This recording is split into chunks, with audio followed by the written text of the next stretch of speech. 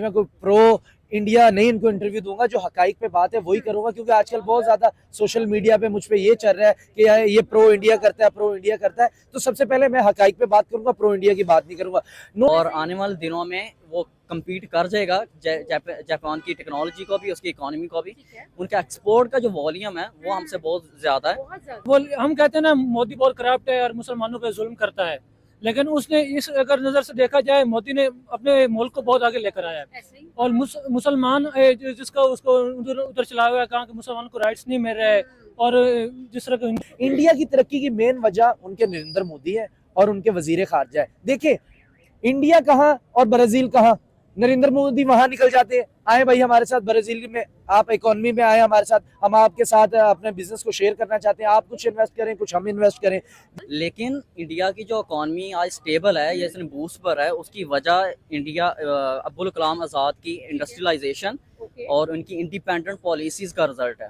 ठीक है कि अब जापान को बीट करेगा 2027 में, तो हमें इससे सीखना चाहिए कि हमें भी अपने मुल्क में अच्छी गवर्नमेंट मिले और international multinational company Pakistan India के जो नरेंद्र मोदी है वो अपने मुल्क को वो भूख डाल दी है उनके अंदर कि आपने भाई आगे जाना है। ठीक है। अभी लार्जेस्ट 5 नंबर की इकोनॉमी और तीसरे नंबर पे आने की पूरी अहलियत रखता है, कभी 3 पे कभी वो 5 पे चले जाते हैं। नरेंद्र मोदी का ये गोल है कि मैं अपने मुल्क को आगे लेके जाऊंगा। जापान का ये गोल है कि जहां हम स्टे करके हम अस्सलाम वालेकुम पाकिस्तान, नमस्ते India, this is your host आप Nadar and you watching my YouTube channel. बात करेंगे जापान की इकोनॉमी को बीट करने और मुकाबला करने इंडिया भी मैदान में उतर चुका है। एक रिपोर्ट के मुताबिक कहा जा रहा है कि इंडिया जापान की इकोनॉमी को बीट कर देगा इन कमिंग 2 years, यानी कि 2027 तक क्या जापान भी इंडिया के हाथों डिफीट हो जाएगा, बीट हो जाएगा अपनी इकोनॉमी की दौड़ के अंदर। तो बहुत सारी बातें करेंगे। अगर इंडियन इकोनॉमी की बात की जाए तो इंडियन इकोनॉमी ने रिसेंट ईयर्स में यूके की इकोनॉमी को बीट करके 5वें नंबर पर अपनी स्पॉट बनाई है। तो लोगों से जानेंगे उनका क्या ओपिनियन है, आखिर क्या रीजन है कि इंडिया की जो इकोनॉमी और जो उनकी जीडीपी ग्रोथ रेट है वो बिल्कुल पकड़ी ही नहीं जा रही है। लोगों से जानेंगे उनका ओपिनियन, आप क्या जानते हैं, आपका क्या ख्याल है। और मुझे ऑल्सो ये भी बताया करें कि आप और किन टॉपिक्स पर जो है वो पब्लिक रिव्यू चाहते हैं, कमेंट बॉक्स में जरूर शेयर किया करें ताकि हम उन पर भी वर्किंग कर सके। चलते हैं आवाम की तरफ सर से एक एक्सपर्ट ओपिनियन के लिए कि सर मुझे बताएं कि आपके ख्याल में जो इतनी स्पीड के साथ ग्रो हो रहा है, जो इतनी स्पीड के साथ आगे बढ़ रहा है, रीजंस क्या है? सबसे पहले तो मैं एज ए पाकिस्तानी इस अप्रिशिएट करता हूँ इंडिया को, क्योंकि वो इतनी तरक्की कर रहा है। और दूसरा, अपनी जो है ना सेफ्टी के लिए ये कहना चाहता हूँ कि भाई मैं कोई प्रो इंडिया नहीं इनको इंटरव्यू दूंगा, जो हकाइक पे बात है वही करूंगा, क्योंकि आजकल बहुत ज्यादा सोशल मीडिया पे मुझ पे ये चल रहा है कि यार ये प्रो इंडिया करता है, प्रो इंडिया करता है। तो सबसे पहले मैं हकाइक पे बात करूंगा, प्रो इंडिया की बात नहीं करूंगा। नो डाउट जापान एक बहुत ज्यादा तरक्की वाला मुल्क है, उसने बहुत ज्यादा मतलब वो, अगर हम अभी 24 या 25 में चल रहे हैं, वो 50 में चल रहा है, बट उनमें वो भूख खत्म हो गई। अब आगे बढ़ने की भूख खत्म होगी इस वजह से, क्योंकि वो ऑलरेडी इतना आगे है। बिल्कुल। इंडिया के जो नरेंद्र मोदी है वो अपने मुल्क को वो भूख डाल दी है उनके अंदर कि आपने भाई आगे जाना है। ठीक है। अभी लार्जेस्ट 5 नंबर की इकोनॉमी और तीसरे नंबर पे आने की पूरी अहलियत रखता है, कभी 3 पे कभी वो 5 पे चले जाते हैं। नरेंद्र मोदी का ये गोल है कि मैं अपने मुल्क को आगे लेके जाऊंगा। जापान का ये गोल है कि जहां हम स्टे करके हम इससे आगे क्या जाएंगे, यानी कि जो दिल में ख्वाहिश होती वो दफन हो गई। इंडिया की तरक्की की मेन वजह उनके नरेंद्र मोदी है और उनके वजीर खारजा है। देखिए, इंडिया कहाँ और ब्राजील कहाँ, नरेंद्र मोदी वहां निकल जाते हैं, आए भाई हमारे साथ ब्राजील में, आप इकोनॉमी में आए हमारे साथ, हम आपके साथ अपने बिजनेस को शेयर करना चाहते हैं, आप कुछ इन्वेस्ट करें, कुछ हम इन्वेस्ट करें। जैसे उनकी मेन तरक्की की वजह ये है, उनको छोटे छोटे मुल्कों के अंदर पहले इन्वेस्टमेंट बहुत तगड़ी की। बांग्लादेश के अंदर उन्होंने, नेपाल के अंदर उन्होंने, भूटान के ऊपर उन्होंने बहुत ज्यादा, नाइजीरिया में गए हैं। देखिए, दुनिया के दूसरे वजीर आजम है, दूसरे मतलब अपने मुल्क के सरबराह है, जिनको उन्होंने अपना एक अवार्ड दिया। ये वजह, ये चीज बताती है हमें पाकिस्तानी फिक्र की। ये बात है, लम्हा फिक्रिया ये है कि हमारे जो 2-3 बच्चे हमारे एक फ्रेंड से जो हमारे साथ मुखलिस नहीं थे, अपने मफादात के लिए हमारे साथ थे, यूएई, कतर और सऊदी अरेबिया, अब वो भी इंडिया की तरफ जा रहे हैं, यानी कि हमारे हाथ खाली रह चुका है। अब अफगानिस्तान हमारे पड़ोस में बैठा हुआ है, वो बात जाके सीधा इंडिया के साथ कर रहा है। रीजन ये है कि ग्लोबल पॉलिटिक्स के अंदर भी उन्होंने अपने आप को बहुत तगड़ा मनवा लिया है। फिर आप देखें कि हर जगह पर नरेंद्र मोदी की एक मांग है। नरेंद्र मोदी का वर्ड इस तरह से यूज कर रहा हूँ, 12 साल से वो इंडिया को लीड कर रहे हैं। वो अपने मुल्क को अच्छे से लीड कर रही है, उनकी आवाम उनको बैक कर रही, और तरक्की देखिए कहां से कहां चली गई। ठीक है। वो जापान को नो डाउट बीट कर सकते हैं। आप तो काफी आगे बता रही, मैं समझ रहा हूँ कि अगले 5 साल में अगर मजीद नरेंद्र मोदी रुके तो वो अपने मुल्क को कहां से कहां लेके चले जाएंगे। हमारे इधर उनको किन लफ्जों से याद किया जाता है, चाय वाला, ये वो फला, तो भाई वो चाय वाला अपने मुल्क को कहां से कहां लेके चला गया, तो ये कारोबार करने वाले मुल्क के अंदर है जो वो कहां हमको बर्बाद कर दिया। इंडिया नो डाउट इस तेज रफ्तार से वो तरक्की कर रहा है, जो जापान की बुलेट ट्रेन है उससे भी तेज जा रही तरक्की उनकी। हर जगह पे उन्होंने अपनी इन्वेस्टमेंट, हर जगह पे उन्होंने कहीं ना कहीं अपना चला के रखा, और दुनिया रिस्पेक्ट करता है, दुनिया मानता है। रूस जैसा मुल्क ये कहता है कि सिर्फ हमें ग्रीन, आपका जो पासपोर्ट है इंडियन, उसके ऊपर 12,000 लोग दे दे, कुछ भी नहीं आता, हम ट्रेन करेंगे। रीजन क्या है? वो आपके साथ इकोनॉमी की, आपके साथ पार्टनरशिप करना चाहते हैं, आपके साथ डिफेंस की वो पार्टनरशिप करना चाहते हैं, वो इंडस्ट्रियल एरिया का जो है उसमें आपसे वो पार्टनरशिप करना चाहते हैं, आपसे लेना भी कुछ चाहते हैं और कुछ देना चाहते हैं। जब बराबर के लोग होते हैं तो बिजनेस की बात होती है, जब एक ऊपर होता है एक नीचे होता है तो वो भीख और भीख देने वाले की बात होती है, जो हमारे मुल्क की मिसाल है। हम जहां भी जाते हैं हम किससे बराबरी से क्या बात करें, क्या क्या हमारे पास है जिससे हम बराबरी पे बात करें? हम बराबरी पे बात नहीं कर सकते। इंडियन जहां जाते हैं वहां, पाकिस्तान जब आपस में बैठते हैं तो एक नीचे एक ऊपर, लेकिन इंडिया जब बैठता है तो वो बराबर की सतह पे बैठता है। उनकी इकोनॉमी इतनी तगड़ी है, हमारे इधर स्मोक हुई, हमने पूरे कारोबार बंद कर दिए। उनके स्मोक उधर हुई, उन्होंने 460 ट्रिलियन डॉलर का अपनी दिवाली के ऊपर उन्होंने पैसा जनरेट कर लिया। हमने 100 बिलियन डॉलर का हमने नुकसान कर लिया। ये तरक्की की वजह और हमारी नाअहली की वजह। जापान भी इस चीज को समझ रहा है कि बहुत तेजी से वो आगे जा रहे हैं, हम नुकसान करते जाते हैं, वो फायदा करते जाते हैं। हम यहाँ पर एक पेंसिल नहीं बना पा रहे, वो आईफोन बना रहे हैं। हम एक बाइक नहीं बना पा रहे, वो वहां पर महिंद्रा की फॉर्च्यूनर, लेमोजीन, हर किस्म की गाड़ी वो बना रहे हैं। वो जहाज बनाने के लिए जा रहे हैं और हमारे पास वैसे पैदल चलते जहाज यहाँ पे मौजूद है। मतलब कहने का मतलब ये है कि टोटल हमें वो मतलब हमें बीट कर रहे हैं हर चीज में। दोनों मुल्क एक साथ आजाद हुए, एक चांद पे चढ़ गया, दूसरा अवाम पे चढ़ गया।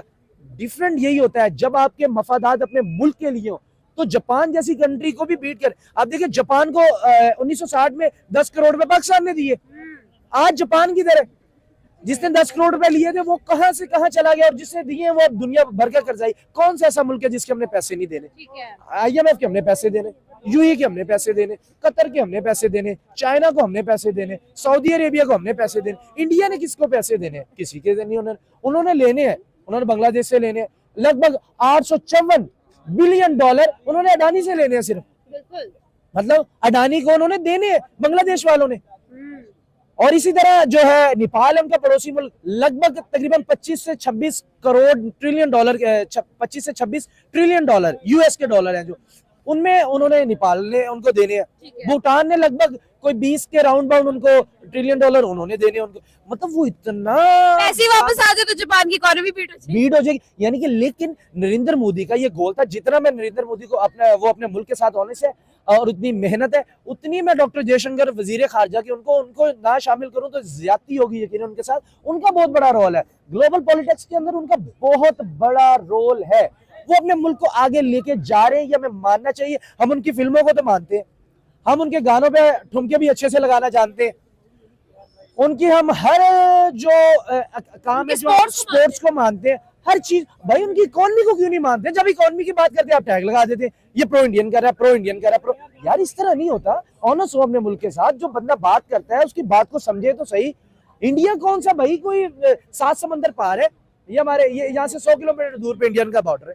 बात बताने में आसानी होगी। जो मौसम उनके पास है वो मौसम हमारे पास है। उनके पास पंजाबी, हम पंजाबी, वो उनके पास सिंधी, हमारे पास भी सिंधी, बंगाली हमारे पास, यानी कि हमारा कल्चर सेम है। हमारे पास हिंदू नहीं है, हिंदू कम्युनिटी सिंध में भरी पड़ी है, रह रही, क्रिश्चियन भी है, यानी कि हम एक दूसरे के कल्चर को जानते हैं। तो खुदारा हम इस वजह से इंडिया की तारीफ करते हैं, उनकी इस वजह से तारीफ करते हैं कि वो इकोनॉमी में टेक ओवर कर चुका है, वो पूरी दुनिया में अपना लोहा मनवा चुका है। हम मजबूर हैं उनकी तारीफ करने में, क्योंकि वो आगे। हम जब आपको आईना दिखाते हैं आपको क्यों गुस्सा आता है? आप आगे जाए, मैं तारीफ करूंगा। मैं इनको अपने साथी जो मेरे यूट्यूबर्स हैं, मैं इनको कहूंगा, इनको जोर दूंगा कि भाई तारीफ करें पाकिस्तान की। पाकिस्तान के जो मामला आ रहे हैं, जो पाकिस्तान की हुकूमत जो इनिशिएटिव ले रही है, हम बैक करेंगे आपको। जब आप करने के लिए कुछ नहीं हमें दे रहे तो हमने कुछ तो करना है। हमने आपको चेहरा तो आपका दिखाना है, घर पे तो नहीं बैठना। एज ए पाकिस्तानी हमारा हक है कि हम आपको सही और गलत की तमीज बताएं। आप सीखना या नहीं सीखना वो आपकी मर्जी, लेकिन टैग ना किसी के ऊपर लगाए। मैं ये बात फिर कह रहा हूँ, किसी पे प्रो इंडिया का टैग लगाने की जरूरत नहीं है। उसको देखे तो सही वो बात क्या कर रहा है, पूरी बात तो सुने आप। जब बात सुनेंगे फिर पता चलेगा कि इंडिया की तारीफ करने की वजह यह है कि उन्होंने गुर्बत की लकीर से ऊपर अपने 25 से 30 करोड़ आवाम को 6 महीने के अंदर निकाला, ठीक है, जस्ट 6 महीने के अंदर। तो यानी कि वो तरक्की पे कहां से कहां जा रहे हैं और हम कहां पे जा रहे हैं। वो सोलर पे जाके सोलर पे अपने चांद के ऊपर जाके नीचे जमीन के ऊपर देख रहे हैं कि सोलर पैनल लग गया हमारा। यानी कि मेरे कहने का ये मतलब इतना बड़ा सोलर पैनल का उन्होंने सिस्टम लगा लिया अपने मुल्क में। हम लोग एक सोलर प्लेट खरीदने जा रहे हैं और हमारे जो हुकूमत है वो कह रही है कि आपके जो बिल का है हम लेवल चेक करेंगे कि अगर आप 150 यूनिट जलाते रहे तो जब आपने सोलर प्लेट लगाई है तो आपके 50 वो जो 100 बचे वो हम टैक्स के अंदर आपको कहीं ना कहीं आपको बिजली में ऐड करके बेचेंगे। ये तो हमारी जालियत का आलम है। यहाँ पर कोई वैगनर कार ले ले उसके पीछे लगा देते FBR आए, वहां पर इतने बड़े बिजनेसमैन बैठे, वो उनको VIP हर चीज, बिजनेसमैन को क्या चाहिए, पैसा तो ऑलरेडी उसके पास बहुत होता है, सहूलियात चाहिए उसको, रिस्पेक्ट चाहिए उनको। इंडिया वो अपने बिजनेसमैनों को दे रहा है। हमारे जो बिजनेसमैन है थोड़ा सा बिजनेस करने लगे उसकी टांगे खींचने लग जाते हैं, हम भी उनको मौके दें। हाँ, मैं ये नहीं कह सकता कि हम इंडिया से ऊपर चले जाएंगे, लेकिन इंडिया की तरह हम सीधे रास्ते पे चलना शुरू हो जाएंगे। तो खुदारा आप इंडिया से सीखें, अच्छी चीजें सीखें, जैसे गाने सीखते हैं आप, उनकी फिल्में देखते हैं, सब कुछ देखते हैं। और एक बात मैं लास्ट में आप जरूर उसको चलाइएगा, मैं ये करना चाहता हूँ, वो कहते हैं कि इंडियन मुसलमान वहां महफूज नहीं है। और भाई अगर मुसलमान वहां पर महफूज नहीं है तो सबसे पहले तो सलमान खान को उठाया जाए, पूरा उनके पूरी सुपरस्टार इंडिया का, शाहरुख खान को उठाया जाए, आमिर खान को उठाया जाए, उनका जो राइटर है जावेद बुजुर्ग उनको AR रहमान को उठाया जाए। मतलब इतने बड़े लोगों को वो जब पुश कर रहे हैं तो फिर भी हम हिंदू मुस्लिम की लड़ाई लड़े तो फिर तो ये अल्लाह ही हाफिज है हमारा। बिल्कुल ऐसा ही। बेसिकली इकोनॉमी पर राइट नाउ अगर हम लोग रिसेंट ईयर्स में बात करें तो इंडिया ने जिस तरह से अपनी इकोनॉमी के अंदर एक बूस्ट लेकर आया वो हम लोगों को सरप्राइज करता रहा। इंडिया ने यूके की इकोनॉमी को बीट किया, 5वीं बड़ी इकोनॉमी बन गया, और अब एक और सरप्राइज हमारे लिए रेडी है। In coming 2 years India is going to beat the Japanese economy as well. अभी राइट नाउ अगर बात की जाए तो इंडिया इज 3.89 ट्रिलियन इकोनॉमी और जापान की इकोनॉमी है 4.04 ट्रिलियन इकोनॉमी।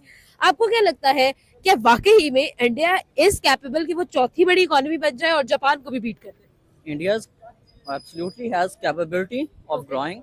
इंडिया की जो इकॉनमी में बूस्ट है अभी हमें 2024 में आके ये शॉकिंग लग रहा है, लेकिन इंडिया की जो इकॉनमी आज स्टेबल है, ये इसने बूस्ट पर है, उसकी वजह इंडिया अब्दुल कलाम आज़ाद की इंडस्ट्रियलाइजेशन और उनकी इंडिपेंडेंट पॉलिसीज़ का रिजल्ट है।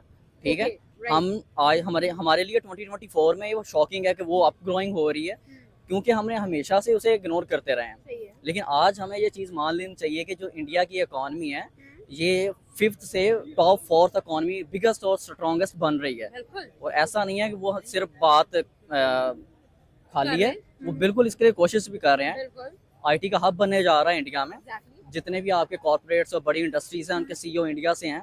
आपका ICC गूगल सब उधर से ऑपरेट हो रहा है। तो आप इस खाम ख्याली में ना रहें कि इंडिया कैपेबल नहीं है। इंडिया डेफिनेटली कैपेबल है। वहाँ की जो लेबर फोर्स है, वर्क पावर है, वो डेफिनेटली कोशिश कर रहे हैं और आने वाले दिनों में वो कम्पीट कर जाएगा जापान की टेक्नोलॉजी को भी, उसकी इकोनॉमी को भी। उनका एक्सपोर्ट का जो वॉल्यूम है वो हमसे बहुत ज़्यादा है। हमारे मुल्क के अंदर कुछ ऐसी चीज़ें रही हैं जो कि हमें ग्रोथ में उस तरह से हमें ग्रोथ नहीं कर पा रही, लेकिन इंडिया ने शुरू से ही अपनी जो ग्रोथ है उसको स्टेबल किया है, उसको पॉलिश करते रहे हैं। और यही आज ही उसका नतीजा है कि सारी दुनिया की जो नज़रें हैं वो इंडिया के ऊपर है और 5th इकॉनमी से 5th स्ट्रॉन्गेस्ट इकॉनमी से 4th स्ट्रॉन्गेस्ट इकॉनमी बनने जा रहा है। तो इसमें कोई वो दिन दूर नहीं है जब डेफिनेटली वो पोजीशन अपनी होल्ड कर लेगा। ओके सर, मुझे ये बताइएगा कि ठीक है हम लोग चीजें देखते हैं, इंडिया ने अपनी एजुकेशन को स्ट्रॉन्ग किया है, अपनी IT को स्ट्रॉन्ग किया है, मेडिकल फील्ड को स्ट्रॉन्ग किया है, हर फील्ड के अंदर हमें इंडिया की ग्रोथ हमें नजर आई है। बट अगर हम इंटरनेशनल रिलेशंस की बात करें, आउटर वर्ल्ड की बात करें, तो इंडिया की तरफ एक टिल्ट नजर आया, चाहे वो यूरोप हो, चाहे वो यूनाइटेड स्टेट्स हो, या फिर इवन गल्फ कंट्रीज भी क्यों ना हो, हमें इंडिया की तरफ टिल्ट नजर आया है। आपका क्या ख्याल है, क्या रीजंस है कि इंडिया एक नीड ऑफ आवर बन चुका है इन सब के लिए? देखें, इंडिया ने जो अपनी खारजा पॉलिसी है उसे शुरू से ही बड़ा स्ट्रेट फॉरवर्ड रखा हुआ है। ठीक है, तो इसके बारे में कोई दो राय नहीं है। हमारी माशाल्लाह से हमारे मुल्क की जो खारजा पॉलिसीज़ हैं उसमें उतार चढ़ाव आते रहे हैं टाइम के साथ। ठीक है, एक सियासी पार्टी आ गई, उसकी अपनी खारजा पॉलिसी हो गई, एक तरफ जो झुकाव हो गया, दूसरी सियासी पार्टी आ गई, उसने अपना जो खारजा पॉलिसी है उसे अपने हिसाब से डिज़ाइन कर लिया। लेकिन इंडिया का जो मौक़िफ़ अपनी खारजा पॉलिसी के हवाले से रहा है वो बड़ा दो टोक रहा है। ठीक है, उधर के जो वजीर खारजा हैं डॉक्टर जयशंकर, बिल्कुल बहुत ही कमाल की पर्सनैलिटीज़ है। 1962 में चाइना और इंडिया का डिस्प्यूट हो गया था। बिल्कुल उसके बाद इंडिया और चाइना के हालात ख़राब हो गए, उनकी खारजा पॉलिसी बहुत ज़्यादा अफेक्ट हो गई इस चीज़ से। लेकिन डॉक्टर जयशंकर जब वहाँ पे गए तो उन्होंने इंडिया और चाइना के 1962 की वॉर के बाद, कॉन्फ्लिक्ट के बाद इस तरह से उस चीज़ को डिज़ाइन किया और मैनेज किया कि आज वही आपस में ट्रेड कर रहे हैं, उनके इंटरनेशनल रिलेशंस हैं। अब जैसे हम कहते हैं कि मुस्लिम ममालिक हैं, यूएई में बिजनेसेस शुरू हो रहे हैं नरेंद्र मोदी की गवर्नमेंट के, ठीक है। अब पाकिस्तान हालांकि बहैसियत मुसलमान मुल्क, हमारे ज़्यादा इंटरनेशनल रिलेशन उनके साथ स्ट्रॉन्ग होने चाहिए थे, राइट, लेकिन इंडिया के जो डिप्लोमेटिक पावर्स हैं वो इंडिया उसके साथ ज़्यादा हैं, बिल्कुल यूएस के साथ उनके तल्लुकात ज़्यादा हैं, कनाडा के साथ उनके तल्लुकात ज़्यादा है। आप नंबर ऑफ वीज़ाज़ के को कंपेयर करें कि पाकिस्तान में जो यंगस्टर्स हैं उन्हें कितने नंबर ऑफ वीज़ाज़ कनाडा ने इशू किए हैं ठीक है, और उन्हें कितने किए हैं, इंडियंस को कितने किए हैं। इंडियंस की एक वर्थ है, राइट, इंडिया की जो इकॉनमी है उसकी एक वर्थ है, उसने अपना इम्पैक्ट छोड़ा है, बिल्कुल ठीक है। उन्हें लोगों को मनवाया है, और मनवाया ऐसा नहीं है कि वो एक दूसरी बड़ी आबादी है उनके पास पॉपुलेशन की वजह से नहीं, राइट, उन्हें अपनी फिगर से अपने कामों से मनवाया कि वाकई वो अफेक्ट रखते हैं। जनूबी एशिया का ये पूरा खिता है, इसमें इंडिया एक अपना होल्ड रखता है, बिल्कुल ऐसे ठीक ही है, और वो रूल कर सकता है इस पूरे स्टेट को, इस रीजन को। तो डेफिनेटली इम्पैक्ट तो है इसका, और वो काफ़ी लॉन्ग लास्टिंग रहेगा जिस तरह के उनके अभी चल रहे हैं हालात। ग्रेट, मेरा ओपिनियन यही है कि इंडिया का जिस तरह की गवर्नमेंट अच्छी है, नरेंद्र मोदी आप देख रहे हैं उनका प्राइम मिनिस्टर है, हाँ, उसने दूसरा टर्न्योर उसका चल रहा है। अब ठीक है, वो मुल्क उसका मतलब कि बहुत डेवलपमेंट हुई, काफ़ी चेंजिंग लेके आए, न्यू स्ट्रेटजी उसने अपनाई और मतलब कि स्टेबल गवर्नमेंट उनको मिली। वो हम कहते हैं ना मोदी बहुत करप्ट है और मुसलमानों पे जुल्म करता है, लेकिन उसने इस अगर नज़र से देखा जाए मोदी ने अपने मुल्क को बहुत आगे लेकर आया है। ऐसे ही, और मुसलमान जिसका उसको उधर उधर चला हुआ है, कहा कि मुसलमान को राइट्स नहीं मिल रहे, और जिस तरह के हिंदू को मिलते हैं, मेजोरिटी उनकी हिंदू है और मुसलमान नहीं है, लेकिन इस तरह मुसलमान को वहाँ पर ज़्यादा महफूज है। ठीक है, और ये बस उन्होंने उनकी गवर्नमेंट ख़त्म करने के लिए उनकी अपोजिशन करती है या जिस तरह के कोई और पार्टी करती है, लेकिन वो चीज़ नहीं देखनी चाहिए। लेकिन मोदी से हमें सीखना चाहिए। मोदी ने अपने मुल्क को बहुत ही मतलब कि न्यू डेवलपमेंट दी और नया नाम दिया। अब चांद पे उनका जो फार्मूला था चांद पे जाना, उनको चंद्रयान 3 हाँ, वो उन्होंने पूरा किया और करके दिखाया पूरी दुनिया को। लेकिन ये आप देख रहे हैं कि अब जापान को बीट करेगा 2027 में। तो हमें इससे सीखना चाहिए कि हमें भी अपने मुल्क में अच्छी गवर्नमेंट मिले और इंटरनेशनल मल्टीनेशनल कंपनी पाकिस्तान में आए, और जिस तरह मल्टीनेशनल कंपनी इंडिया में है और मल्टीनेशनल कंपनी पाकिस्तान में भी हो, तो अगर उनको ज़्यादा अपॉर्चुनिटीज देंगे तो आएंगी। तो देखिए, ना सिर्फ कंट्रीज, ना सिर्फ स्टेट्स, अगर हम लोग यूरोप की बात करें, हम यूनाइटेड स्टेट्स की बात करें, हम लोग एशिया की बात करें, इवन कि हम गल्फ कंट्रीज की बात करें, we see a tilt towards India. हम लोग एक टिल्ट देखते हैं कि वो लोग इंडिया की मार्केट से, इंडिया की प्रोडक्ट से, या फिर इंडिया से फैसिनेटेड है और वहां पर जाकर इन्वेस्ट कर रहे हैं। मैं आपको कुछ एग्जांपल्स दे देती हूँ, जिसमें टेस्ला आती है, जिसमें यूएई का गोल्ड के अंदर जो है वो रिजर्वेशन आती है, और जो कि उन्होंने इंडिया के साथ मिलकर 100 बिलियन की जो इन्वेस्टमेंट की है। ऑल्सो सऊदी अरब जो कि आईपीएल के अंदर इन्वेस्टमेंट करता हुआ नजर आता है। तो इस तरह की बहुत सारी खबरें हमें गर्दिश करती नजर आती हैं कि पूरी दुनिया जो है वो इंडिया के साथ ट्रेड करने में इंटरेस्टेड है, इंडिया के साथ रिलेशंस बनाने में इंटरेस्टेड है। आपका क्या ओपिनियन है, क्या रीजंस है जिसकी वजह से पूरी दुनिया के लिए एक नीड ऑफ आवर बन चुका है इंडिया?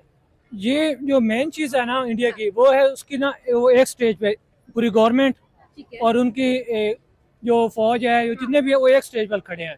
अगर कोई मल्टीनेशनल कंपनी आकर उनसे बात करती है, उन्हें पता होता है हमें इससे बात करनी है और हमें इधर अपॉर्चुनिटीज अवेलेबल करेगी, जो जिससे बात कर रहे हैं ना हम उस वो ही हमें इंटरेस्ट में लेगा। ठीक है, अगर पाकिस्तान में हम देखते हैं, अगर इससे बात होती है, उस अपोजिशन इधर से मसला पैदा कर देती है, नहीं ये नहीं हो सकता, ये मतलब कि ये फ्रॉड है, ये चीज़ है, ये चीज़ है, वो इस तरह का वो प्रोपोगंडा क्रिएट करते हैं। लेकिन इंडिया में इस तरह का नहीं है। मोदी है उनका प्राइम मिनिस्टर, मोदी चला रहा है तो इसका मतलब मोदी चला रहा है, मोदी के अंडर मुल्क चल रहा है। और अगर पाकिस्तान में है तो आप देखते हैं पंजाब में जो है गवर्नमेंट मुस्लिम लीग नून की है, और सिंध में देखो तो जरदारी की है। मतलब एक इक्विलिब्रियम हमें नजर ही नहीं आता है, एक हमें स्टेबिलिटी हमें नजर नहीं आ रही है, ये बात मैं एग्री करूंगी। लेकिन ऑन दी अदर हैंड अगर हम देखें 1960s तक हम लोग काफी हद तक स्टेबल थे, पाकिस्तान स्टेबल था, लेकिन इंडिया को हम लोग काफी एक डावाडोल सिचुएशन में देख रहे थे। क्या हुआ है, क्या चेंज हुआ, क्या फ्लिप हुआ कि हमारी पूरी स्क्रिप्ट चेंज हो चुकी है? पाकिस्तान इस वक्त जो है वो कंप्लीटली अगर हम देखें तो आइसोलेट होता हुआ नजर आ रहा है हमें इंटरनेशनल रिलेशंस के अंदर, बट वही उसी जगह पर इंडिया कठपुतली की तरह इस्तेमाल कर रहा है अपने इंटरनेशनल रिलेशंस को। क्या क्या डिफरेंस क्या क्रिएट हुआ? डिफरेंस ये क्रिएट हुआ कि जो इंडिया था उस वक्त उसको मतलब कि इस तरह की नहीं, मतलब कि उसने गवर्नमेंट यूटिलाइज की और नए रूल्स नहीं यूटिलाइज किए। ठीक है। पाकिस्तान की अच्छी गवर्नमेंट थी 90 तक, हमने देखा भी, मैं खुद हिस्ट्री का बंदा हूँ, मुझे पता है, मैंने पढ़ा है।